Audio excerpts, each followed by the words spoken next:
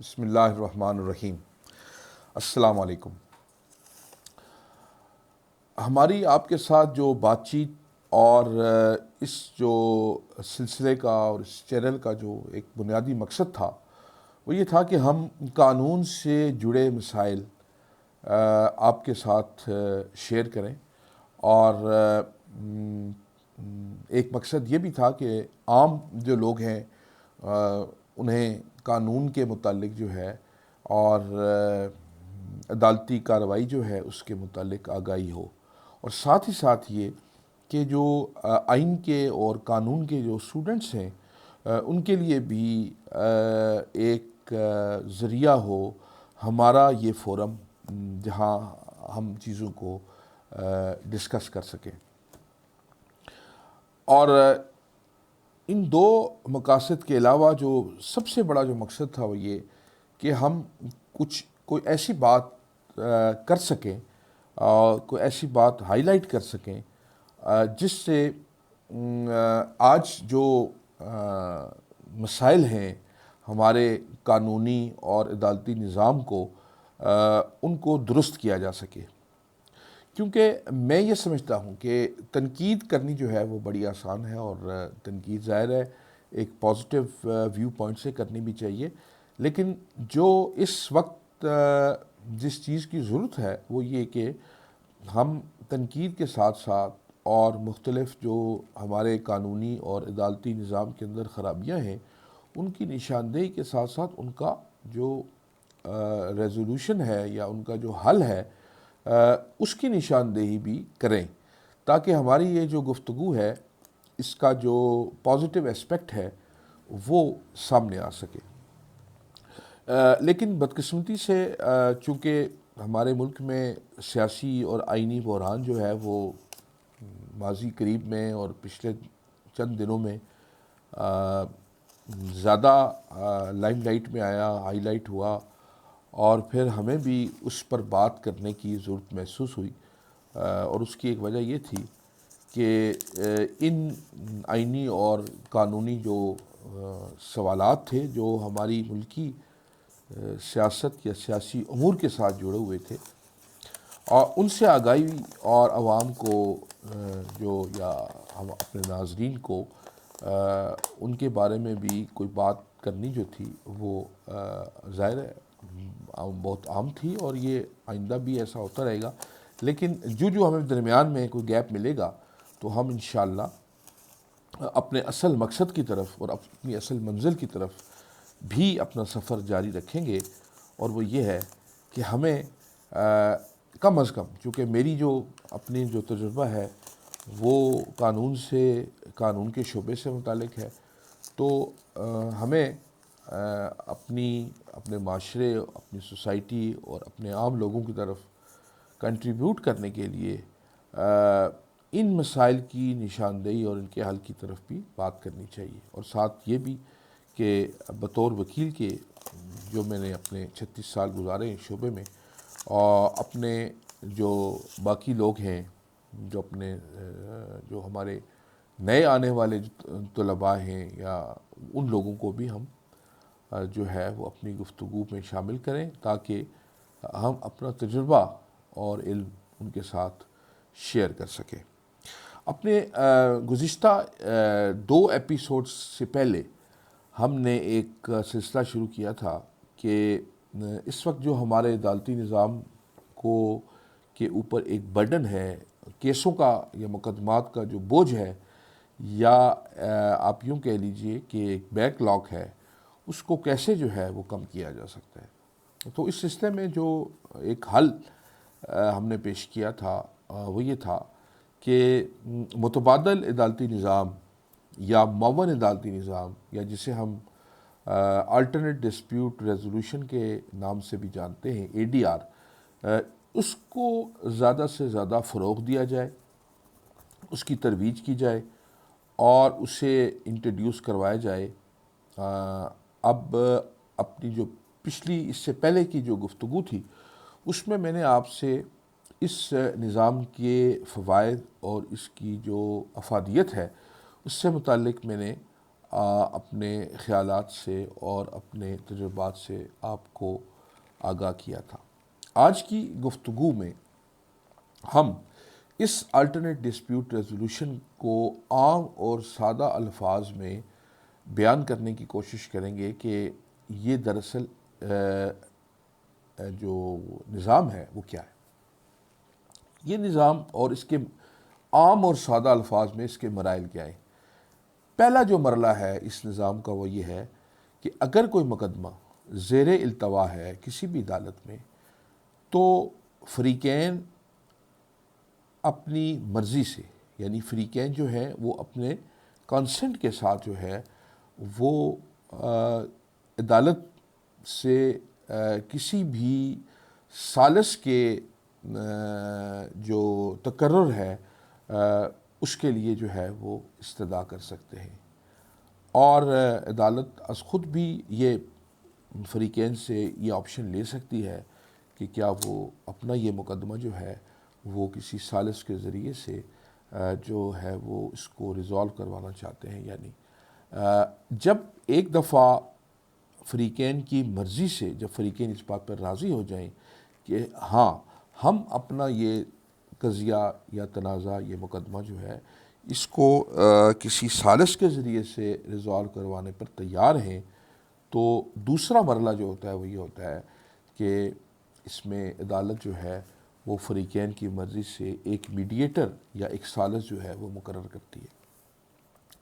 تیسرے مرحلے میں یہ جو فریقین ہیں یہ اپنا مقدمہ خود یا بذریعہ وکیل اپنا موقف اور اپنی آراء جو ہیں وہ ثالث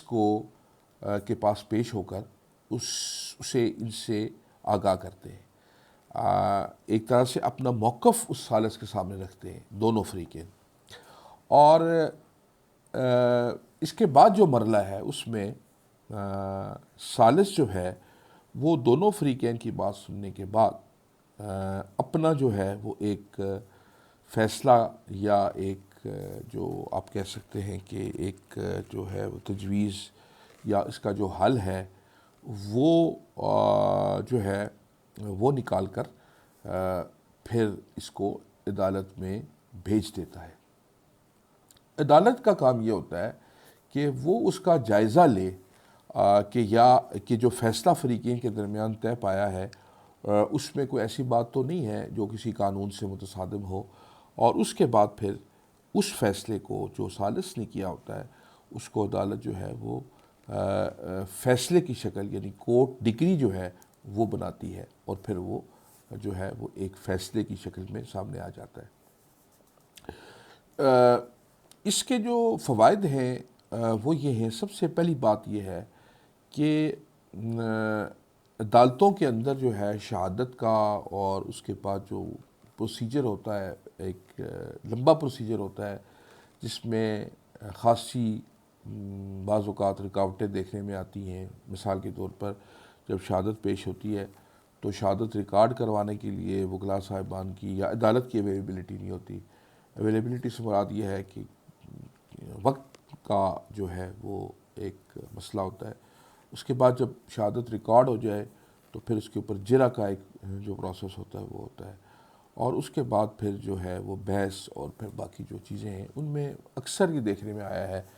کہ وکلاء کی جو انگیجمنٹ یا ان کی مصروفیات بھی اور عدالت کے اوپر بھی وقت کی کمی اور بوجھ جو ہوتا ہے مقدمات کا، اس کی وجہ سے یہ جو کارروائی ہے یہ کوئی اتنا فریکوینٹلی یا اسموتھلی جو ہے وہ نہیں آگے بڑھتی جس طرح سے اسے بڑھنا چاہیے اور جو قانون کا منشا ہے اس کے مطابق۔ تو سب سے پہلی بات تو یہ ہے کہ ثالث کے پاس جب ایک وقت مقرر ہوتا ہے تو فریقین جاتے ہیں اور اپنی بات تفصیل کے ساتھ جو ہے وہ بیان کرتے ہیں، کیونکہ آپ جانتے ہیں کہ بہت سارے ایسے تنازعات ہوتے ہیں جن میں اس قضیے کو یا اس ڈسپیوٹ کو سمجھنے کے لیے بھی ایک وقت درکار ہوتا ہے، کیونکہ جب تک آپ کسی ڈسپیوٹ کو کمپریہینڈ نہیں کریں گے، جب تک آپ اسے سمجھیں گے نہیں تو اس کا جو ہے وہ حل نہیں نکالا جا سکتا۔ اور اس کے علاوہ جو بات ہے وہ سب سے امپورٹنٹ بات یہ ہے کہ چونکہ یہ معاملہ جو ہوتا ہے یہ فریقین کی رضامندی سے ہوتا ہے، ان کی مرضی سے ہوتا ہے، لہٰذا اس بات کے بھی جو چانسز ہیں کہ انٹل اور انلیس کوئی جورسڈکشنل ایرر نہ ہو،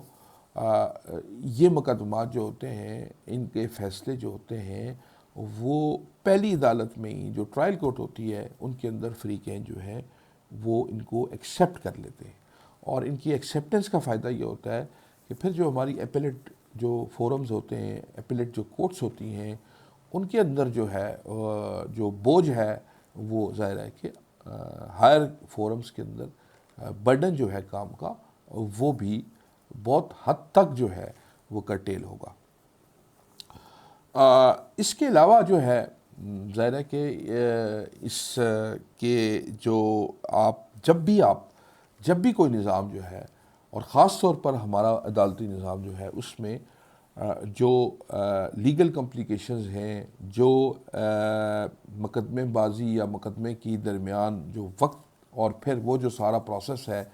جسے ہم قانون کی زبان میں آرڈیل آف لیٹیگیشن کہتے ہیں، جب آپ اس کو بائی پاس کریں گے تو ایک ایسا امپریشن کریٹ ہوگا، ایک ایسا تاثر جائے گا، ایک ایسا احساس ہوگا عوام میں، اور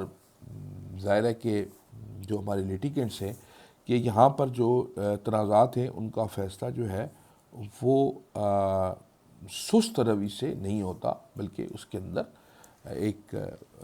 جو اس کی ایکسپیڈیشس ڈسپوزل ہوتی ہے۔ اچھا، اس کا ایک اور جو بڑا اہم پہلو ہے، میں سمجھتا ہوں الٹرنیٹ ڈسپیوٹ ریزولوشن کا، وہ صرف لوگوں کے جو اپنے نجی اور ذاتی جو تنازعات ہیں اس سے بھی نہیں ہے، بلکہ اس کی جو ایک افادیت ہے وہ یہ بھی ہے کہ ہمارے ہاں ایک جو انویسٹرز ہیں، یا جو باہر سے لوگ آتے ہیں، یا جو انویسٹمنٹس ہوتی ہیں پاکستان میں، یا جو پاکستان کے اندر سے جو کمرشل بہت سارے ڈسپیوٹس ہوتے ہیں، وہ بھی زیر التواء ہوتے ہیں خاصے لمبے عرصے سے، اور وہ ایک لمبا ٹائم لیتے ہیں۔ اس کی جو ایک امپلیکیشن ہے، فائنینشیل امپلیکیشن جو ہے، وہ ملکی معیشت پہ یہ ہوتی ہے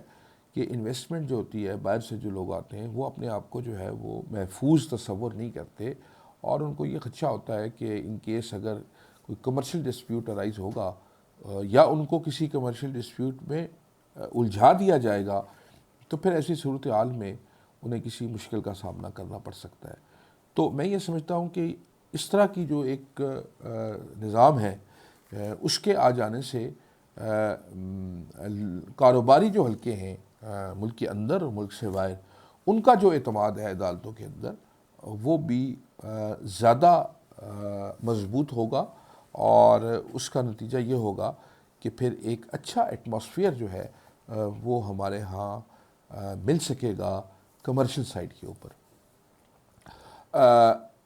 اس کے علاوہ جو ہمارا اس کا جو قانونی پہلو ہے، جو اسٹوڈنٹس ہیں لاء کے، ان کی کنزمپشن کے لیے، یا ان کی افادیت کے لیے، یا ان کی سہولت کے لیے جو ہے، اس پر ہم انشاءاللہ اپنی جو آئندہ آنے والی گفتگو ہے اس کے اندر بات کریں گے۔ صرف میں آپ کو یہ بتا دینا چاہتا ہوں کہ اس کے لیے یہ جو ساری الٹرنیٹ ڈسپیوٹ ریزولوشن کا جو کنسپٹ ہے اور جو نظام ہے، یہ ایک قانون کے تحت ہوتا ہے، اور ہر جو صوبہ ہے اس کے اندر اس کے لیے قانون سازی کی جاتی ہے اور کی جا رہی ہے، اور بہت سے صوبوں میں ہو بھی چکی ہے۔ تو ان دی فرسٹ انسٹانس سب سے پہلے ہم اپنے آئندہ جو ہماری گفتگو ہوگی اس میں ہم الٹرنیٹ ڈسپیوٹ ریزولوشن سے متعلق جو قانون ہے وفاق میں، اسلام آباد کیپٹل ٹیریٹری میں، اسے الٹرنیٹ ڈسپیوٹ ریزولوشن ایکٹ 2017 جو ہے، یہ اس کا نامنکلیچر ہے۔ ہم اور باقی جو قوانین ہیں وہ بھی ان سے ملتے جلتے ہیں، صرف فرق یہ ہے کہ وہ ہر صوبائی جو لیجسلیشن ہے یا جو پروونشل لیجسلیچر ہے اس نے اسے الگ سے انیکٹ کیا ہے۔ تو انشاءاللہ ہم اپنے آئندہ جو ہماری گفتگو ہوگی اس میں ہم اس الٹرنیٹ ڈسپیوٹ ریزولوشن ایکٹ کو جو ہے اس کی جو مختلف شکیں ہیں اور وہ پروویژنز ہیں جن کا تعلق جو ہے وہ پریکٹس کے ساتھ ہے، اور جو اس سارے نظام کو کور کرتی ہیں، ہم انشاءاللہ اس پر بات کریں گے۔ اب میں آپ سے اجازت چاہتا ہوں۔ اس ریکویسٹ کے ساتھ کہ آپ ہمارے اس چینل کو سبسکرائب کریں۔ اللہ حافظ۔